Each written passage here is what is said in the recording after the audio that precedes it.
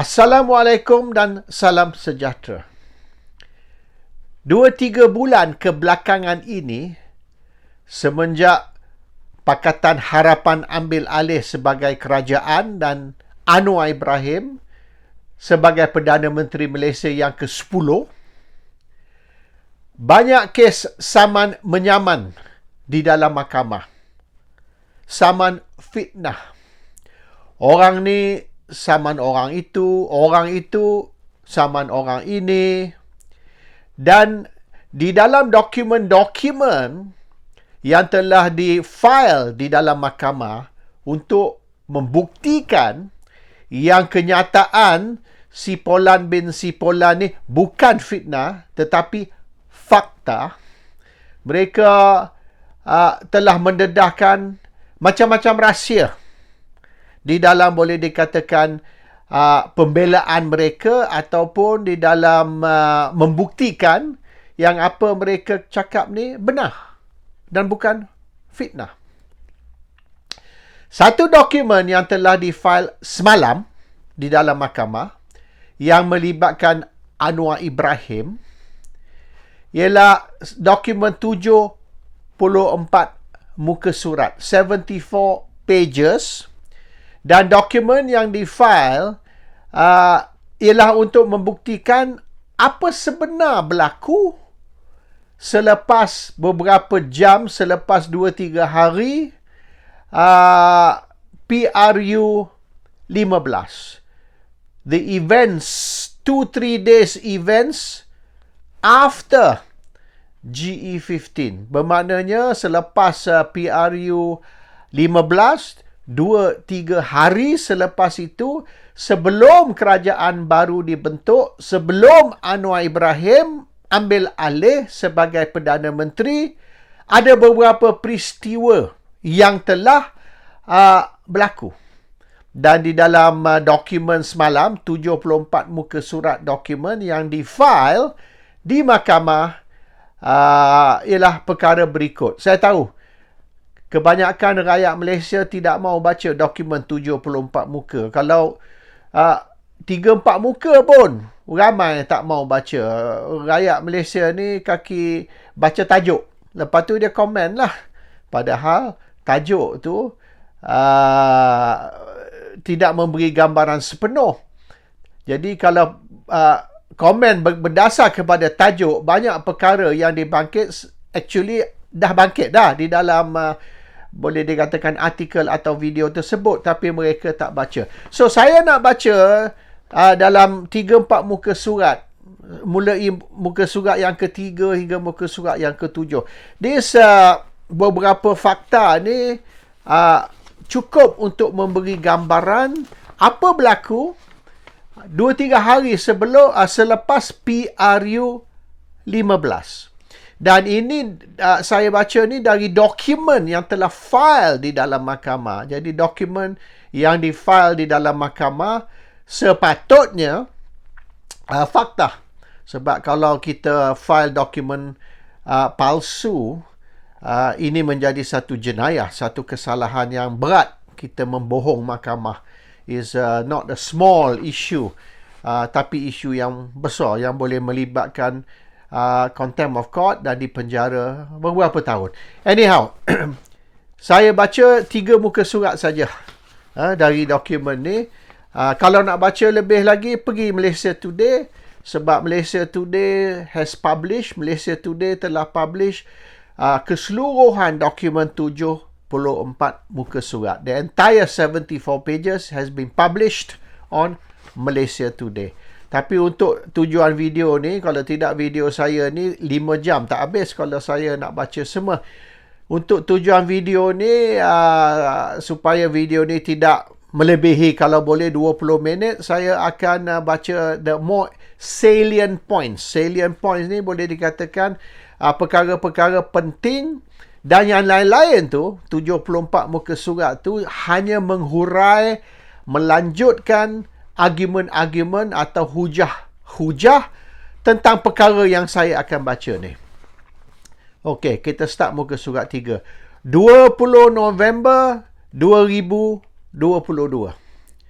Melalui pengumuman oleh pengerusi SPR, Tan Sri Abdul Ghani Saleh, pada atau kira-kira waktu 4:30 pagi 20 November, tiada mana-mana parti yang berjaya memperolehi 50% daripada 222 kerusi parlimen. Bermaknanya, SPR telah mengumumkan nobody won the election. Tak ada parti yang menang 112 ataupun lebih dari 111 kerusi parlimen di dalam PRU 15. So which means, ringkas cerita, it's a hung parlimen. Parlimen tergantung. Melalui satu kenyataan media oleh Istana Negara pada 20 November, iaitu pagi yang sama, Istana Negara telah mengumumkan seperti berikut. Istana Negara telah menerima keputusan resmi PRU 15 dari SPR jam 1.15 tengah hari, lunchtime, pada 20 November. So, maknanya, pukul 4:30 pagi, SPR umum keputusan PRU 15. Pukul 1.15, keputusan resmi telah dihantar ke Istana Negara dan Istana Negara telah mengumumkan yang mereka, Istana Negara atau Seri Paduka Baginda yang di-Pertuan Agong telah terima pengumuman resmi, the official announcement dari SPR. Dan Istana Negara pun buat satu pengumuman resmi. 2 hari kemudian, 22 November. Dalam 2 hari itu macam-macam berlaku lah. Turun naik, masuk Istana Negara, keluar Istana Negara, pemimpin ni pergi, pemimpin tu pergi. So, banyak background activity lah dalam 2 hari itu. 22 November.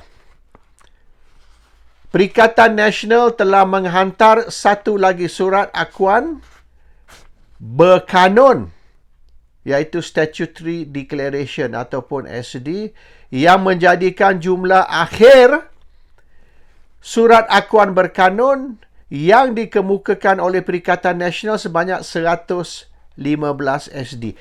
Bermaknanya, sebelum tu, Perikatan Nasional telah menghantar 114 SD pada 22 November esokkan tu.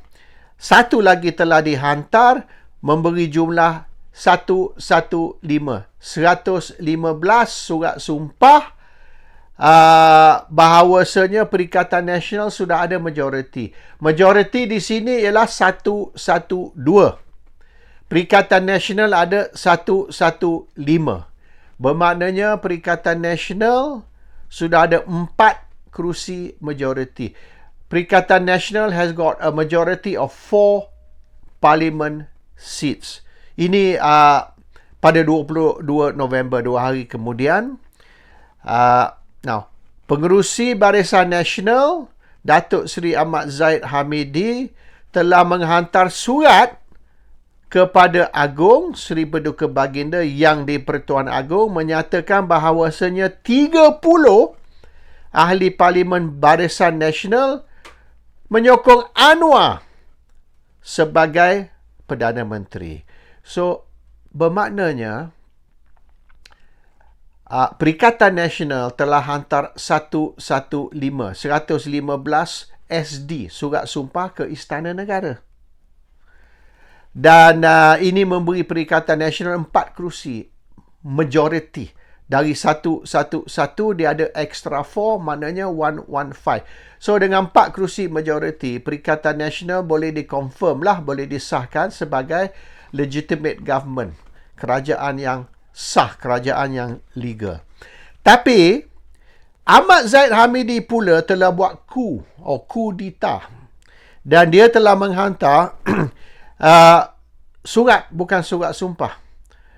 Zahid Hamidi telah menghantar surat kepada Agong mengatakan yang 30 ahli Parlimen Barisan Nasional, iaitu termasuk 26 ahli Parlimen UMNO menyokong Anwar sebagai Perdana Menteri. Bermaknanya, ringkas cerita, kena tolaklah 30 dari 115. So, tinggal 85 sahaja.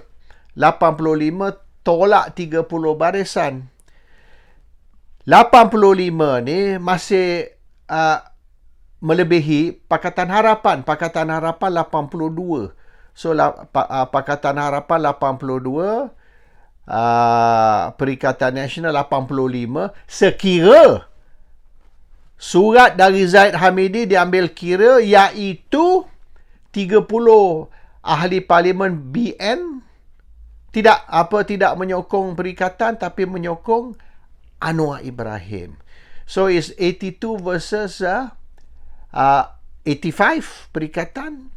30 barisan ni tarik diri. Tapi 30 surat sumpah SD telah dihantar ke Agong. Yang Zaid hantar ke Agong ialah surat, bukan surat sumpah. Letter only. Now, 2 hari sebelum, 21 November. Pada 21 November, Perikatan Nasional telah berjaya memperolehi 114 surat akuan SD, surat akuan bersumpah, dan memberi kepercayaan kepada Muhyiddin Yassin. Selain dari 114 surat sumpah ataupun SD, mereka juga, iaitu Perikatan Nasional, telah menyatakan yang mereka vote of confidence atau menyokong, memberi kepercayaan kepada Muhyiddin Yassin sebagai calon Perdana Menteri.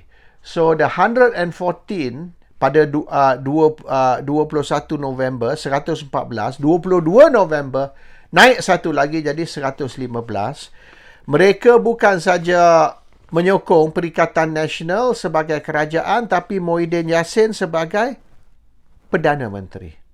Perkara ini telah dikonfirm, telah disahkan kepada Seri Paduka Baginda Yang di-Pertuan Agong. Dan perkara ini pukul 1.28 petang. 1.28 petang, tengah hari itu, pada 21 November, telah dihantar, telah melalui email dan juga WhatsApp. Jadi, surat, email, WhatsApp. 3 saluran telah diguna untuk memberitahu Istana Negara inilah keadaan dia. So, it's confirmed by 22nd November tu sudah confirm bahawasanya perikatan ada 115 ahli parlimen dan mereka sebulat suara menyokong Muhyiddin Yassin sebagai Perdana Menteri.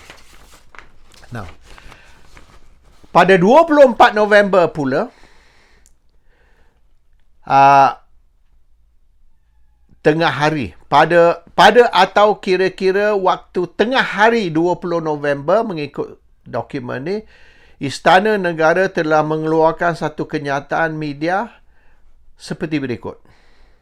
Setelah memperhalusi titah pandangan Duli Yang Maha Mulia Raja-Raja Melayu. So, dia orang ada mesyuarat Conference of Rulers pada hari tersebut. Conference of Rulers bermesyuarat selepas mendapat pandangan dari Conference of Rulers, Majlis Raja-Raja Melayu.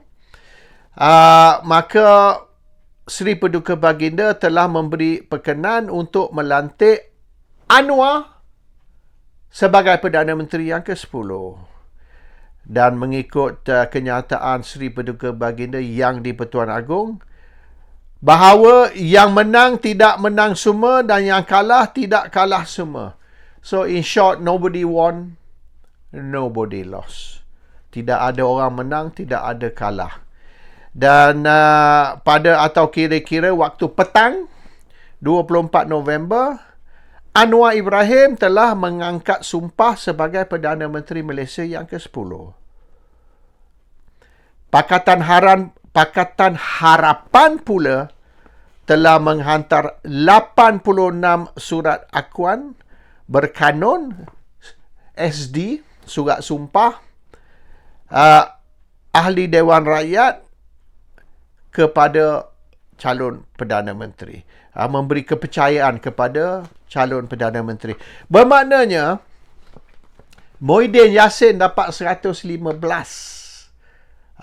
ahli parlimen yang telah menandatangani surat sumpah menyokong dia sebagai Perdana Menteri. Anwar Ibrahim pula telah mendapat 86 surat akuan berkanun menyokong dia sebagai Perdana Menteri. Now, mengikut surat ni, surat yang file di mahkamah semalam, Muhyiddin dapat 115, tapi mengikut Zaid Hamidi, surat Zaid Hamidi kepada Agong ialah Barisan Nasional tak sokong. So, kalau 115, you kena 115 tolak 30. Bermaknanya 85. Anwar pula menghantar surat mengatakan dia ada 86. 86 kalau banding dengan perikatan 115 tolak 30 bermaknanya 85. So Anwar ada satu kerusi ekstra. Muhyiddin ada 85, Anwar ada 86. So Anwar ada ekstra satu kerusi. So itu yang Agong kata, yang sebenar nobody, yang menang bukan menang semua, yang kalah bukan kalah semua. So ringkas cerita, kalau ikut yang apa file di mahkamah semalam, nobody won. Kedua-dua tidak menang. Dan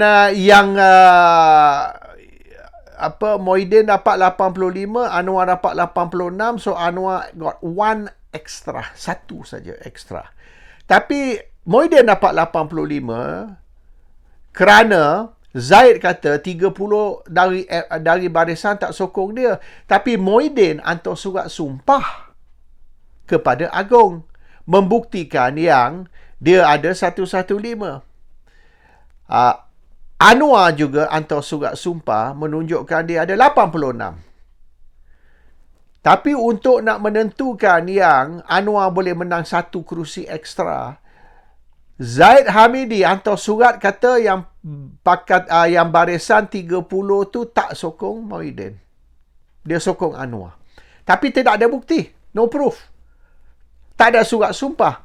Jadi oleh kerana confusion tadi ni, kekeliruan, Muhyiddin hantar surat sumpah 115, Anwar hantar surat sumpah 86, dan masuk Ahmad Zaid Hamidi berkata actually yang 115 tu yang Muhyiddin menang, you kena tolak 30 sebab barisan tak sokong Muhyiddin, barisan sokong Anwar.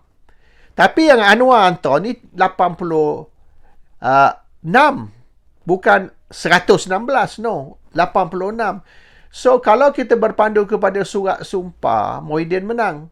Kalau berpandu kepada surat Zaid Hamidi, Anwar menang. Tapi Muhyiddin ada bukti dan Zaid Hamidi tak ada bukti.